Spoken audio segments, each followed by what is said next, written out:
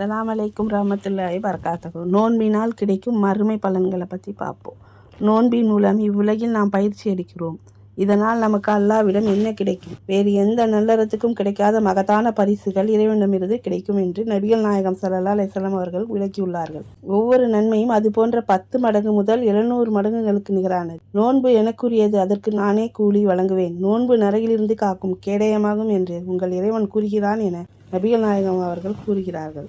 அறிவிப்பவர் Abu Hurairah ரலியல்லாஹு அன்ஹு. நூல் முஸ்லிம் 1945. மற்ற எந்த வணக்கத்தையும் விட நோன்பு அதிகமாக பரிசுகளை பெற்று தரும் என்பதை இதிலிருந்து அறிந்து கொள்ளலாம். என் உயிர் எவன் கைவசம் இருக்கின்றதோ அவன் மீது ஆணையாக, நோன்பாளியின் வாயிலிருந்து வீசும் வாடை அல்லாஹ்விடம் கஸ்தூரியின் வாடையை விட சிறந்ததாகும் என்று நபிகள் நாயகம் ஸல்லல்லாஹு அலைஹி வஸல்லம் அவர்கள் கூறினார்கள். அறிவிப்பவர் அபூ ஹுரைரா ரலியல்லாஹு அன்ஹு. நூல் புகாரி 1894, 1904. நோன்பாளிக்கு 2 மகிழ்ச்சிகள் உள்ளன.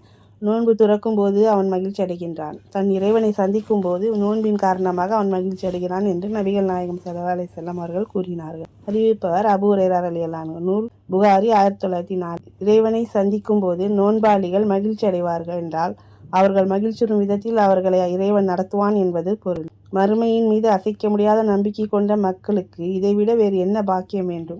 யார் நம்பிக்கை கொண்டு நன்மை எதிர்பார்த்து ரமலான் மாதம் நோன்பு நோற்பாரோ அவரது முன் பாவங்கள் மன்னிக்கப்படும். அறிவிப்பவர் அபூ ஹுரைரா ரலியல்லாஹு அன்ஹு. நூல் புகாரி 38, 1901. பாவம் செய்யாதவர்கள் யாரும் கிடையாது. அனைத்து பாவங்களுக்கும் மன்னிப்பு கிடைப்பது என்பது சாதாரணமானதல்ல. சிறிய அமல் மூலம் இவ்வளவு பெரிய பாக்கியங்கள் கிடைப்பதால் நோன்பு நோற்பதில் அதிகம் ஆர்வம் காட்ட வேண்டும். இன்ஷா அல்லாஹ் நாமும் நோன்பு நோக்கக்கூடிய மக்களாக அல்லாஹ் ஆக்கி அருள்வானாக. ஜஸாக்கல்லாஹ் கைர்.